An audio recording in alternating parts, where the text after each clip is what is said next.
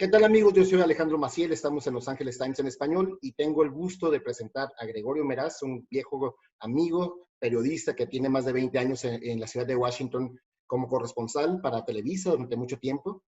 ¿Qué tal? ¿Cómo estás, Gregorio? Buenas tardes, Alejandro. Un gusto saludarte. También estoy con Luis Alvarado, también un reconocido político aquí en el sur de California, republicano, candidato en este momento a un puesto de elección popular. Luis, ¿cómo estás?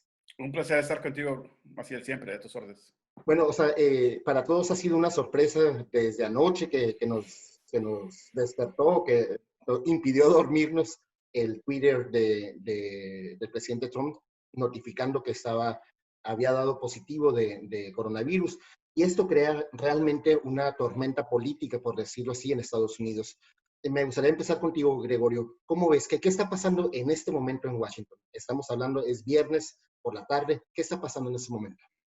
Bueno, como tú mencionas, este jueves por la noche el presidente Donald Trump informó que Hope Hicks, una de sus asistentes más cercanas, había resultado positiva para COVID. Entonces, pues él lamentó mucho esta situación, dijo que se iba a tener que ir, pero en cuanto se dio esta noticia, inmediatamente se comenzaron a hacer pruebas a todo el aparato más cercano al presidente Trump. Inicialmente dijeron que se hizo una prueba de 15 minutos, pero pasó el tiempo y no se sabía. Lo que creemos es que seguramente se repitieron las pruebas y después se le practicó una prueba más a fondo, más complicada. Se recibió el resultado como en el lapso de unas 4 o 6 horas. Y finalmente el presidente en su cuenta de Twitter confirmó que él y la primera dama Melania Trump habían resultado positivos para COVID y que se iban a poner en cuarentena. Además de ellos, Hopkins también está en cuarentena. Comenzaron a hacer pruebas a mucho personal de la Casa Blanca, también algunos de los más cercanos colaboradores están siendo sometidos a pruebas y se ha demostrado que efectivamente hay más gente. Sabemos que Ivanka Trump y Jared Kushner no han resultado hasta el momento, pero ellos han estado muy cerca del presidente Trump durante todos estos días, particularmente desde el martes cuando acudieron al debate en Cleveland, Ohio. Yo creo que en este momento, bueno, fue una mañana muy activa, no visiblemente, pero en la Casa Blanca, evidentemente, ante una situación de esta que amenaza la seguridad nacional, se tiene que garantizar la continuidad del poder. Entonces, hubo comunicaciones con el Congreso, comunicaciones con médicos, hubo ideas de cómo se puede resolver esta situación. El presidente Trump, ustedes saben, bajo la enmienda 25 puede retirarse y proporcionar, otorgar, entregar el poder provisionalmente al vicepresidente Mike Pence.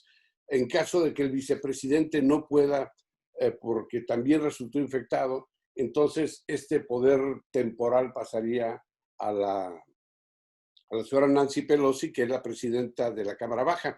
Ha habido muchas conversaciones en este sentido, pero la Casa Blanca ha manejado todo esto con mucha cautela, con mucha discreción y digamos que con secrecía.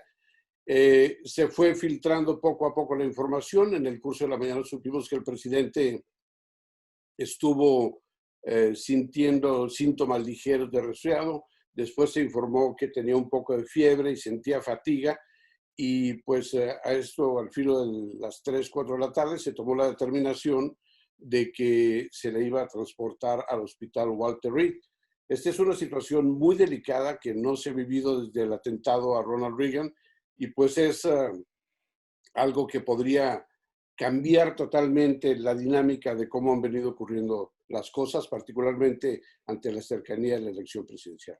Precisamente de eso, Luis, te quería preguntar, desde el ámbito republicano, desde el partido, ¿cómo se ve la situación? Bueno, una cosa que quería agregar es de que he escuchado que también la jefa del Partido Republicano también ha salido positiva. Así que tienes gente en la campaña y tienes gente en la Casa Blanca. Y lo que hay que reconocer son dos cosas, de que afecta la manera en que el gobierno, en que la administración gobierna, antes que todo, porque se congela.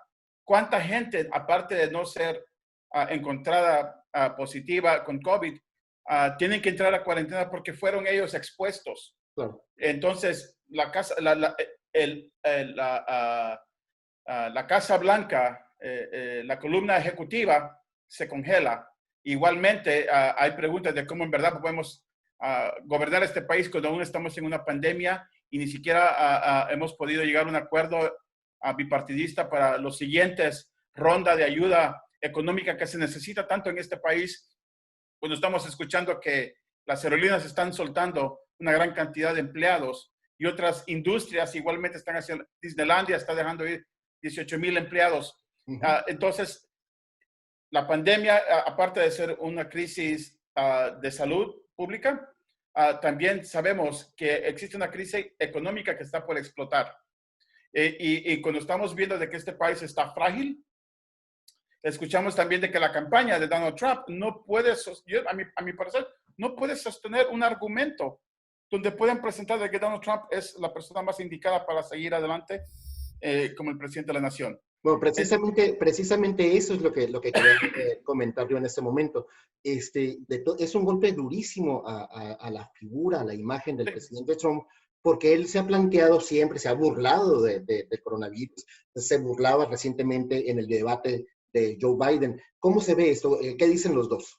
Mira, si podría nomás terminar mi punto aquí que quería hacerte es exactamente eso, de que Donald Trump, su filosofía personal en negocios y ahora en el gobierno, siempre ha sido, yo soy el fuerte de la película, soy el indomable, nadie me puede tocar, soy un superhéroe. Y mucha de la gente de la base de Donald Trump se lo ha creído. Y ahora que básicamente toma el riesgo de no tomar precauciones porque quiere fomentar esa idea, cae herido, cae en la tierra de combate y va a haber muchos de que ya no lo van a poder apoyar. Tal vez no van a votar por Biden, pero se quedan en casa. La efervescencia es lo que empieza a sufrir.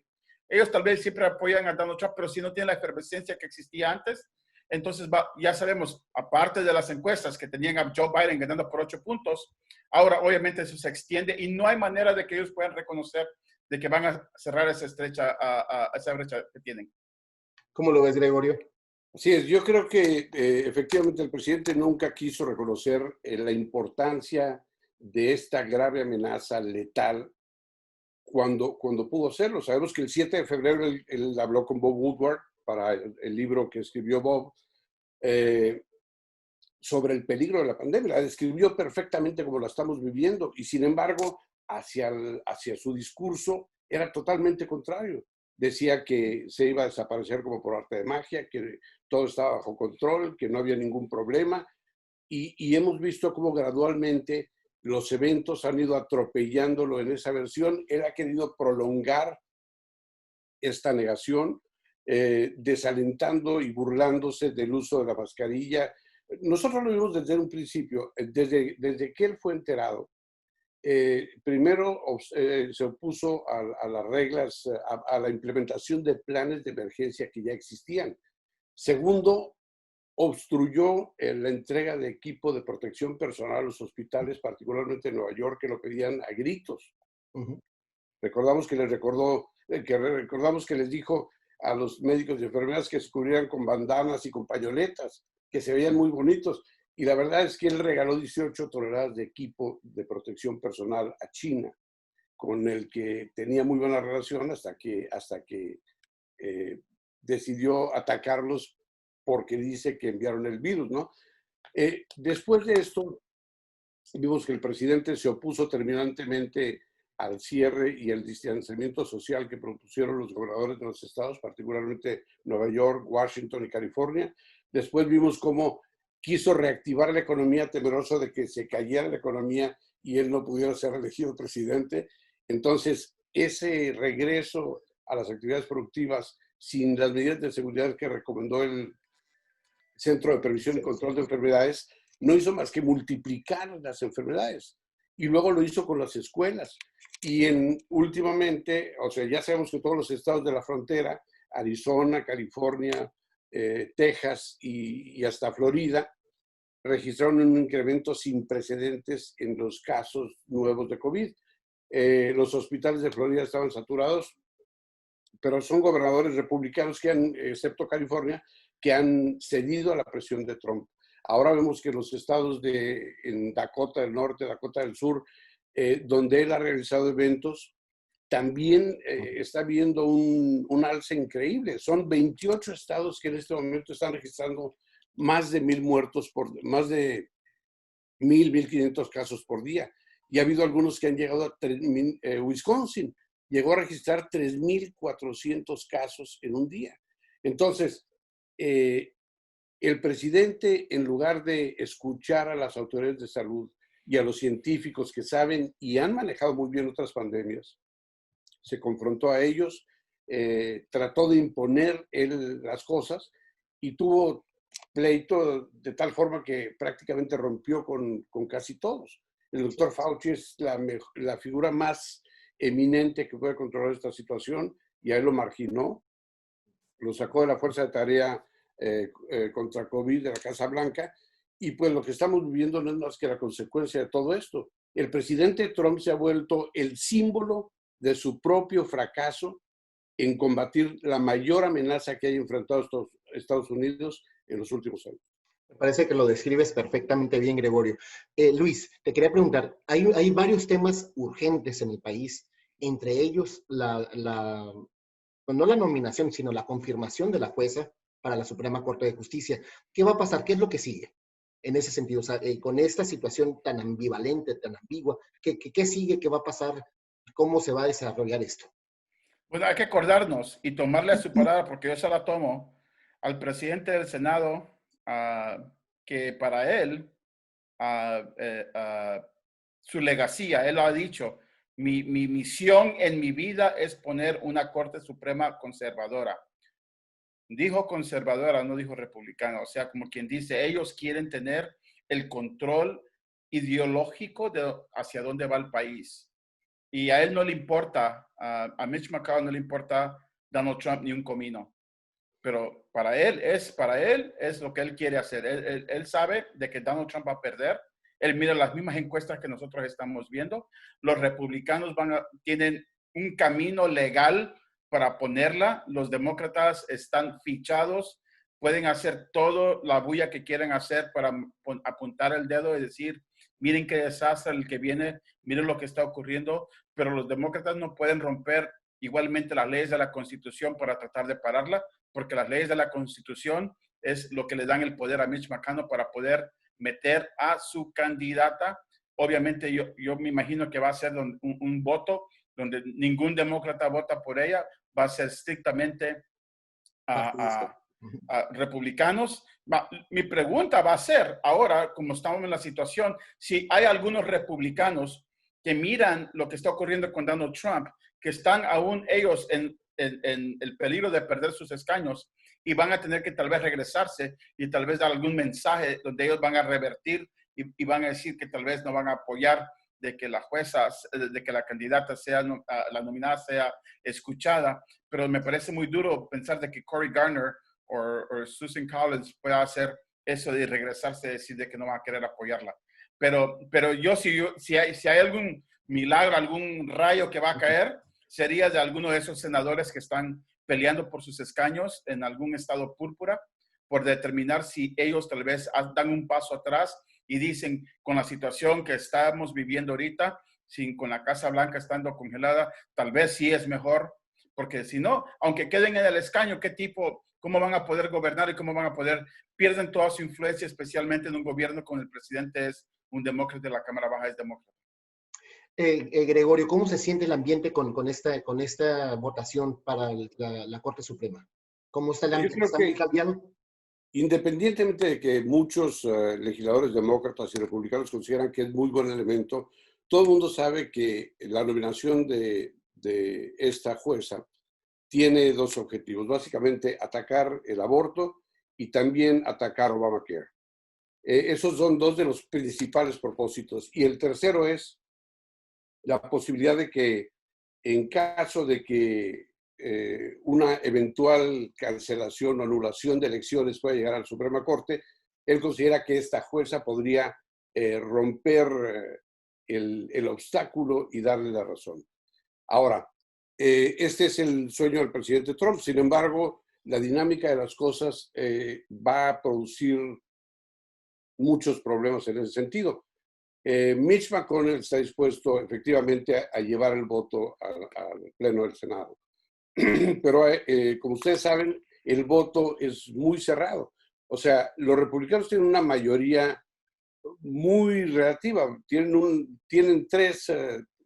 necesitan 4 votos bueno, tienen una mayoría simple, pues.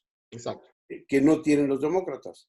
El problema es que para el voto es preciso que también participe el vicepresidente Mike Pence, que es el presidente pro tempore del Senado.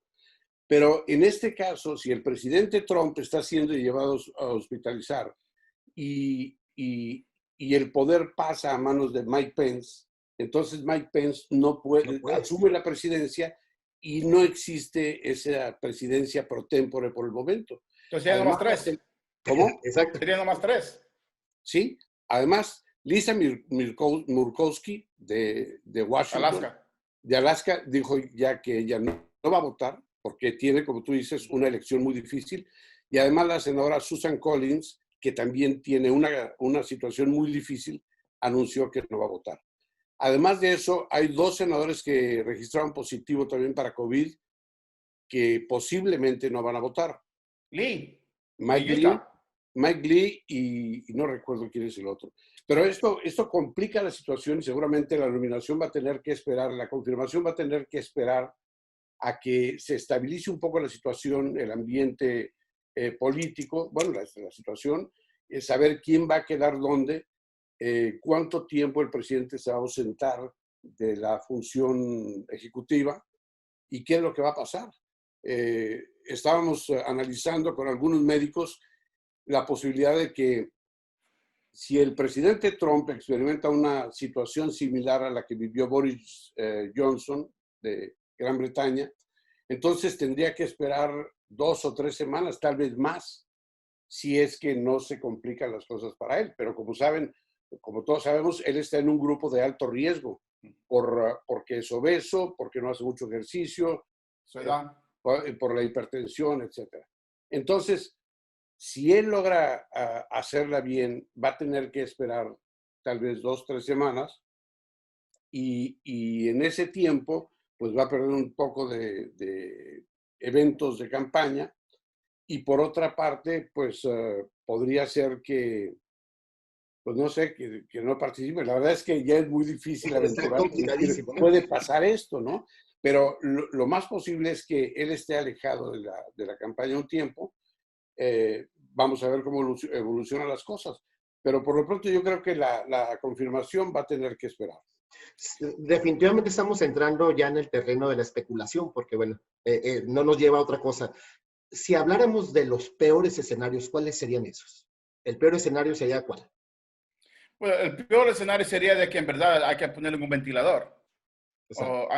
Ahorita, acordémonos, hay que reconocer que la Casa Blanca no tiene voz, porque el sistema de comunicaciones que existía antes fue derrotado y era simple y sencillamente Donald Trump con su tweet, era la Casa Blanca. Y tenía la secretaria Hope, que es la directora de comunicación, está con COVID. ¿Quién hace las decisiones de qué mensaje tiene la Casa Blanca? No existe si Donald Trump ya no tiene voz o no tiene acceso a poder poner mensajes que ya eran incoherentes para empezar. Entonces, estamos en una crisis de liderazgo en este país. Absolutamente, que aún no hemos visto los estragos o qué tan definido pueden hacer eso, porque ahora vamos a ver jefes de gabinetes tomando decisiones que tal vez nunca han sido permitidos de tomar decisiones. Aparte de eso, si en verdad, digamos, yo creo que la pregunta que me estaba haciendo, ¿qué pasa si de repente el presidente fallece? Y si en verdad fallece, entonces obviamente Mike Pence sería el presidente electo inmediatamente. Sabemos que Mike Pence es una persona muy conservadora.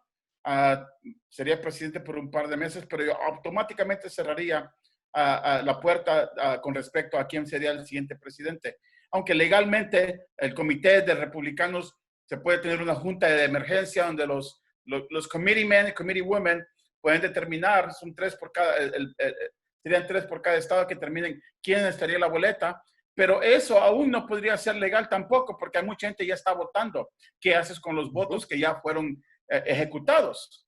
¿Qué pasa con las boletas que aún están siendo firmadas? Entonces, la pregunta sería una crisis económica, una crisis de liderazgo, una crisis jurídica y obviamente una crisis que lastimosamente podría afectar. Yo creo que la gente más nerviosa ahorita son la gente de la Bolsa de Valores de Nueva York, porque están viendo cómo podemos controlar si en verdad este país llega a un punto donde no hay liderazgo y control de quién está en control de este país. ¿Qué dices, Gregorio? Sí, yo creo que en el caso, como tú mencionas, de que falleciera, efectivamente Mike Pence asumiría inmediatamente la presidencia, pero todo depende también de que él, que ha estado tan cerca, tengo entendido que anoche o antenoche estuve en una reunión muy cerca con él, entonces si él contrajo esto, automáticamente el poder pasa a Nancy Pelosi. Y entonces yo creo que eso significaría para los republicanos un gran problema, porque, bueno, no había de significarlo, porque es una presidencia temporal en lo que sean las elecciones y se nombra un nuevo presidente, pero sí generaría una serie de cambios, posiblemente fricciones, y esto es muy importante. Lo más importante es asegurar la continuidad de la gobernabilidad y evitar que naciones hostiles como Rusia, como China, como otros países puedan aprovechar la situación para atacar. Ahora, déjame decirte otra cosa que no sé, yo imagino que ustedes ya están enterados, pero otra de las empresas que está teniendo problemas es Amazon, que acaba de reportar 20,000 empleados 20,000. con COVID. Entonces, todo esto es la consecuencia de una negación que es hasta infantil, porque si a ti te están presentando, el presidente recibió múltiples reportes de inteligencia sobre la posibilidad de pandemia. En octubre del año pasado, de 2019, él enseñó un reporte y compartió información con el gobierno de Israel sobre la severidad de COVID. Cuando apenas estaba, yo no sé, eso todavía no me lo explico muy bien, pero hay reportes de Israel. En enero le informaron al presidente. Es más, le informaron las agencias de inteligencia, le informaron las autoridades de salud, le informó la Organización Mundial de la Salud, le informó China y además le informó sus más cercanos asesores, Peter Navarro y otros, que dejaron constancia en memorándums. Pero el presidente pues, no quiso hacer absolutamente nada. Y entonces yo creo que en este sentido hay algunos críticos que están pidiendo ya la remoción del presidente independientemente de cuál sea la evolución de esta enfermedad, porque consideran que si no supo proteger a su gente, a su familia y a su equipo de oficina, pues menos pudo proteger al país. Y mucha de la gente, muchas de las muertes que estamos viendo en este momento fueron precisamente por esa negligencia. El doctor Anthony Fauci y otros expertos dicen que si hubieran tenido la información una o dos semanas antes, habrían logrado reducir hasta en un 50% las muertes. Se nos está acabando el tiempo, Luis. Vamos de salida ya. ¿Con qué te quedas ahí? ¿Qué te gustaría decirle al público de esto que estamos viviendo?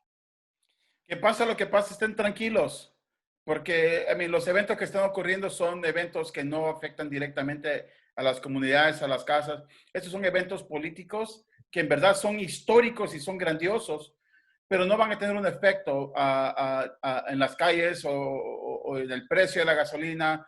Que no se preocupen, que nomás pongan atención, porque en verdad hay que mantenerse fijos en la mira de que nosotros hemos sido acusados de no ser participantes del proceso electoral y que este es un voto histórico, y aunque digamos que Donald Trump esté malito o que esté enfermo o que esté en cualquier situación que esté, no importa si las noticieros o digan de que Biden ya es el nominado, pues va a ser el siguiente presidente. Nosotros tenemos que salir a capa y espada, no importa si está lloviendo o está temblando, tenemos que salir a votar, porque si no, nos van a apuntar el dedo y decir, ustedes ya ven, nunca se les puede contar con ustedes. Me parece muy importante lo que estás diciendo, porque podría desarrollarse la idea de que ¿para qué salimos a votar si está tan complicado, si está tan complejo esto? Me parece que es una muy buena opinión. Gregorio, también vamos de salida y me gustaría que retomaras lo que estábamos mencionando hace rato, que esta es una historia que nunca te hubiera gustado cubrir. Así es, pero déjame decirte nada más también sobre lo que dice Luis. Yo creo que Estados Unidos es un país muy grande, tiene gente muy inteligente. Lamentablemente siempre la gente más inteligente es la que no anda escandalosa y no hace mucho ruido. Pero yo creo que hay mucha gente muy razonable que está consciente de que la mejor forma de vivir es continuar haciendo lo que van a hacer, depositando su voto, que es muy importante, y sacando todo adelante. Y te digo, bueno, a mí no me hubiera gustado cubrir esta historia porque la Casa Blanca ha sido muy hostil hacia los medios de comunicación bajo la gestión de Donald Trump. A mí me tocó llegar acá cuando Bill Clinton, que era una relación increíble con los medios. Yo estaba asombrado con el presidente Clinton, que en medio del juicio político que le hicieron por una situación personal y que lo acusaron de una mentira, en comparación a más de 40,000 mentiras de Donald Trump, él bajaba, hacía picnics con los medios, hacía reuniones de Navidad y hacía muchos eventos con la prensa. Íbamos todos con nuestras familias y él hablaba con todos. No se escondía de nadie y hablaba directo. La situación es ahora totalmente diferente. El presidente Trump ha incitado a mucha gente a atacar a los medios. El presidente tiene la piel muy, muy sensible y no le gusta la crítica.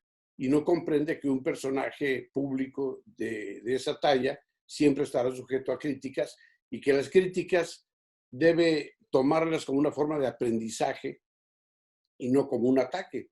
Porque si él aprende a la crítica, va a evitarla con más rapidez. En cambio, si se enfrenta o confronta con los medios, pues no va a conseguir nada más que más críticas.